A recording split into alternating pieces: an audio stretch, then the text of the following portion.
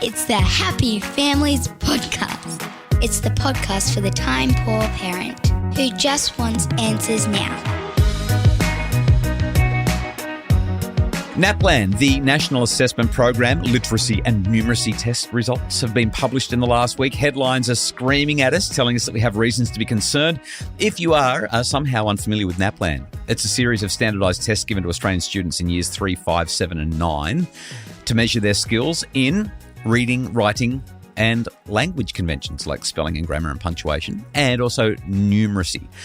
It aims to provide insights into student achievement and inform teaching and learning programs across the country. The ABC and Sydney Morning Herald headlines were nearly identical. They pretty much said, and I quote, 1 in 3 students failing to meet English and maths standards, NAPLAN data shows, close quote. Courier Mail called it a NAPLAN alarm, and other state-based publications were also talking about how scary things are. And even the Prime Minister, Anthony Albanese, called the results, quote, alarming.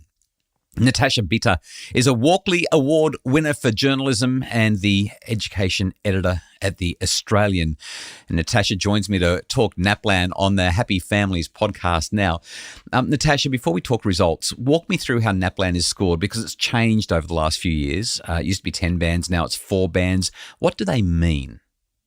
Hi, Justin. Yes, they changed it last year after COVID. They figured that was a good time to draw a line under the more than 10 years of testing and start anew. And so we have a band called Needs Additional Support, which is the lowest band, and we've got 1 in 10 children in that band. So they need remedial help to catch up. We've got 1 in 4 students who are developing. Now, developing is just a very polite way of saying they are failing to meet the expected standards. And then we've got in total, 1 in 3 children below that level. And then we've got strong, which is, it varies between reading and maths. It's somewhere between, 1/3 and 60% of students, depending on the year and the type of test. And they are meeting the standard. And then you've got exceeding the standard. And again, that's all over the place, depending on whether it's maths or numeracy or year 9 or year 3. So when I hear you go through these results and talk about these bands, 1/10 of students just not meeting the standard at all. I mean, obviously, we don't want that, but in a community, in a society as big as ours, I don't know that that's something that we need to be wringing our hands about or being surprised about, because when there is that big a population, you're going to have a certain group that just can't get there. We're going to talk about them shortly. I'm more interested in this quarter or so of kids who are in that development band. That is the polite way of saying they are just not really where they are supposed to be. Why was the media going so crazy about how poorly Australian students performed? Because when I looked at it across the board, I saw a generally stable story from previous years and a generally satisfactory story. We're not smashing it out of the park, but it didn't seem like this was any better or any worse than previous years. Well, I think that's the problem. It's not getting any better. I've been covering NAPLAN since it started in 2008. And I think we have a real problem in our society, because the kids who are in those lower bands are most likely to be disadvantaged kids. They've got parents who are unemployed, parents who dropped out of high school themselves. They might have learning difficulties, or a lot of those kids with learning difficulties are exempt from the test, so they don't show up. And the other problem is that it doesn't get better through the years. So if you've got 1 in 3 kids in year 3 who are struggling with reading, they must catch up by the end of primary school. Otherwise, you're pouring them into high school. They're starting high school and they haven't mastered reading or maths, and they're given really complex subjects to do.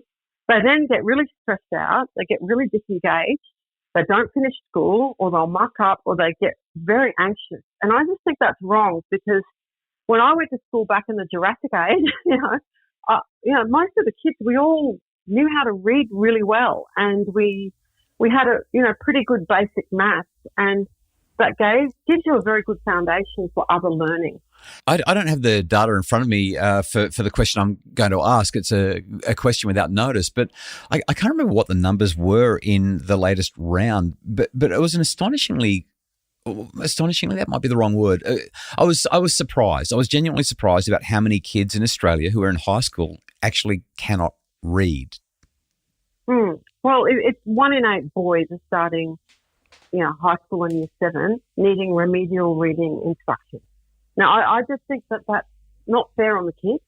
It's I'm not having a go at kids. I just think we need to be helping these children because something is not working.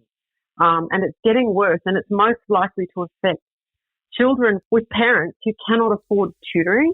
They can't afford to take them to a psychologist. They can't afford to put them into a private school where they might have, better support for them. And this is not a fair go. Yeah, Natasha, you've mentioned a range of reasons that those results might be lower, but there's also systemic and chronic disadvantage, and there's also a whole lot of mental health and alcohol and drug and relationship challenges that are doing that as well. I mean, there are some areas of the population where we see enduring differences. Can you describe those beyond what we've already discussed? Well, look, just as an example, if you're an Aboriginal or Torres Strait Islander kid who's 15 years old in year 9, on average, you will have the reading ability of another Australian child who's 10 years old in year 5. But that is just totally unfair and totally unacceptable. And if you're a parent and you've got a university degree or a professional job that pays well, your kids are likely to be 2 years ahead of children whose parents dropped out of high school or don't have a job. Now, I just strongly believe that education is the way that these children can climb out of disadvantage. But we've just got this cycle of disadvantage going on. And to me, it comes back to literacy. Kind of prompts an even bigger question. I mean, I listened to those stats, and I think if they weren't Aboriginal kids, if they were Caucasian kids living on the coast, and we saw those numbers, there would be just an outcry. It would be completely unacceptable. And yet, part of me also thinks, to what extent is this the role of the government and the education system? There has to be a level of individual responsibility where parents are contributing and valuing education and telling the kids to get to school and supporting them to do that. Probably a bigger conversation than what we have time for today. It's just such a complicated and tricky area. I have a hypothesis, though, and I want to get your take on this. There's a lot of talk about boys specifically struggling in NAPLAN, particularly in Year 9. And as I looked at the data that I was able to obtain, and I was thinking about a lot of boys and what they were like when I was in Year 9, which, as you said, back in the BC age, before computers. I wasn't one of them, but here's what I'd observe. If something wasn't important to them, they'd completely sabotage it. So they'd walk the cross country instead of running it. They'd swim underwater for the whole lap in the freestyle 50-metre race rather than swing it properly. They would walk out of tests 2 minutes after they began, if they even showed up at all. Is there any evidence, Natasha, that NAPLAN as a test just doesn't feel relevant or meaningful or important to our teens, and that this could at least partly explain some of the poor results, especially when we look at Year 9 and boys? Look, I think you're making a good point. I'm not aware of any research in Australia with the NAPLAN test, but there's an international test called PISA, which is run by the OECD, and they test 700,000 15-year-olds across 81 countries. I think it's every 3 or 4 years. Well, it might be every 5 years, but they did a study a couple of years ago because they had the same concerns, and they found that the 15-year-old boys were far more disengaged in these tests than the girls, and this was leading to lower results. So that is also a problem, but, I don't know. Boys do tend to kick in a bit later, I think, in terms of their engagement with school. Not all of them, but quite a lot of them. They'll be late starters. But until some measurement is done, I really don't know. Yeah, even thinking about what you're saying and reflecting on my experience, I hated school. I was completely disengaged from it. My parents back in the late 80s, early 90s were spending over $10,000 a year to send me to Central Coast Grammar School, and I had no interest in it. And the reason for that was because I wanted to do other things with my life. And I was able to do those things and then went back to school in my late 20s and kind of pulled it together academically and educationally. And I often think if kids are that disengaged, is school the best place for them?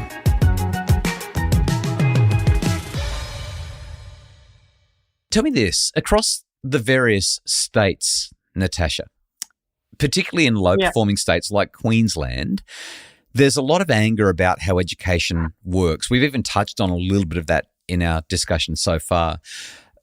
As somebody who has been writing on education for such a long time now, what are your thoughts? Do you believe that the current educational system in these places is failing our children? And if it is, where are we going wrong? Look, I do. I think it comes back to, again, how we teach children to read. I remember 10 years ago, this is why I'm so passionate about this. 10 years ago, I would go to a local primary school and help little kids learn to read. These are kids in grade 1 and 2, right? And there was a little girl from a migrant background, and we were reading a book, and there was a picture of a rabbit, and the word said rabbit. And when she read it, she said bunny. And I said, okay, yeah, look, bunny is one word for it. But this word, it says rabbit. Let's sound it out. I'll show you. It starts. Can you see what it starts with? It starts with an R. R. And I started trying to teach her a phonetical sounding out of this word. And the teacher's aide came running up to me and went very mad at me and said, you can't do that. That's not, just let her look at the picture because it's bad for their self-esteem. Now, I think what is bad for a child's self-esteem is going through life not knowing how to read and having to guess everything by looking at pictures. And this is why I'm very angry about it, because I think NAPLAN is not measuring success in physics. It is measuring success in the basics of reading, writing, spelling, grammar, punctuation, and mathematics, right? So if you can't master those in primary school, you haven't got much of a hope of succeeding in high school. I think high schools, increasingly, we're seeing it a lot in Queensland, are starting to cater for children's different needs. So they've got trade schools. I think it's fabulous where, it's mainly boys who'll go into year 10 and they'll start learning a trade at school. Like, this is fabulous. But the thing is, they still need these basics of literacy and numeracy. You can't be an electrician if you don't understand maths. You can't be a carpenter if you can't measure. These are still basics for everybody. The other thing is wellbeing. They're late to the party with trying to improve children's wellbeing. But again, my argument is we wouldn't have so many children in high school struggling and hating school if they were taught properly in primary school. Now, Queensland is still the only state which is using an older version of the national curriculum. So, government spent years trying to fix the curriculum to make it a lot simpler and clearer.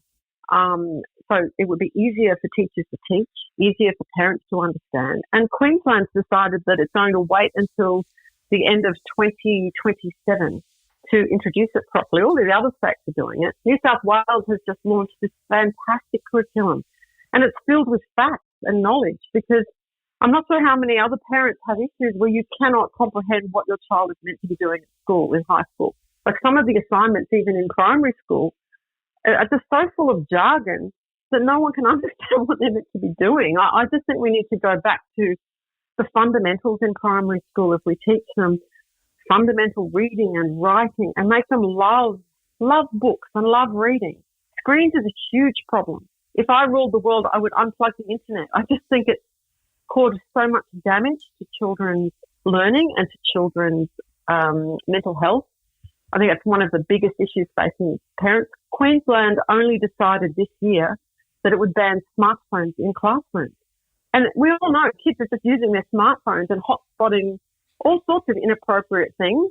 They're not looking at the teacher. They're looking at stuff on their phone. I don't know why Queensland resisted this for so many years and left it up to individual schools. In New South Wales, the new education minister there, Prue Carr, is amazing. She has a child in year 7. And the first thing she did within about a week of taking on the job was to ban smartphones in schools. I asked her why. And she said, because my own son was so against it, I reckoned it must be a very good idea. And she said that there are now scientists that principals love it. They say they're seeing boys talking to each other in the playground. They're actually talking to each other instead of looking at screens and bullying each other and, looking at inappropriate social media. And they're reading books. Like, this is what we need our children to be doing at school. I think there's too much pressure on them in primary school.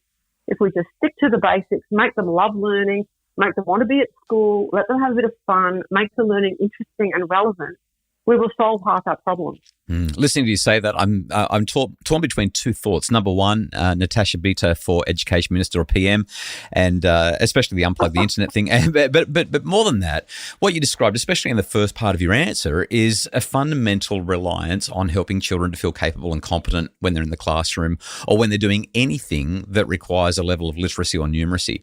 And it's a basic psychological need. When you do not feel competent, your motivation goes down, your well-being goes down, and you avoid rather than approach the things that require that skill.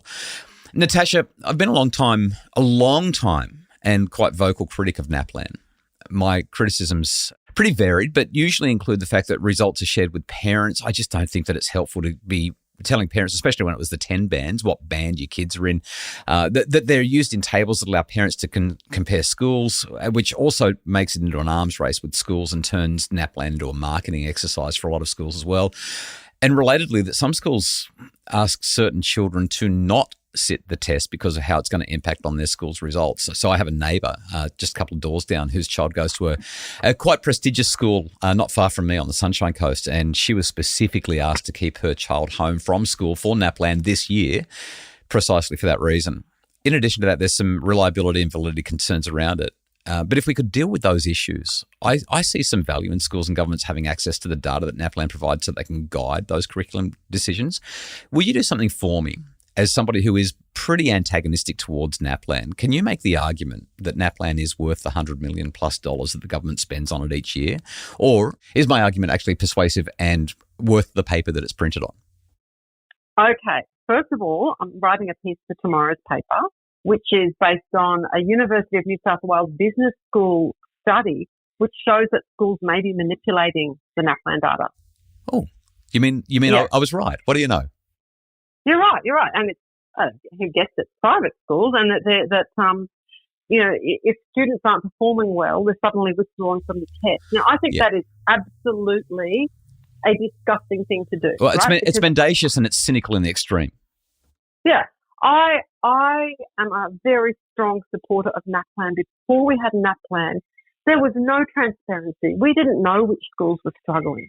I'm not saying schools that are struggling should just be left, to descend into more disadvantage. We should be doing something to help them. We should also be looking at the schools that are doing well and asking why they're doing well. What are they doing that other schools could do? There needs to be a lot more communication. And I disagree. I think as a parent, a NAPLAN card is much more clear than a report card. Report cards often teachers don't want to say anything negative, right?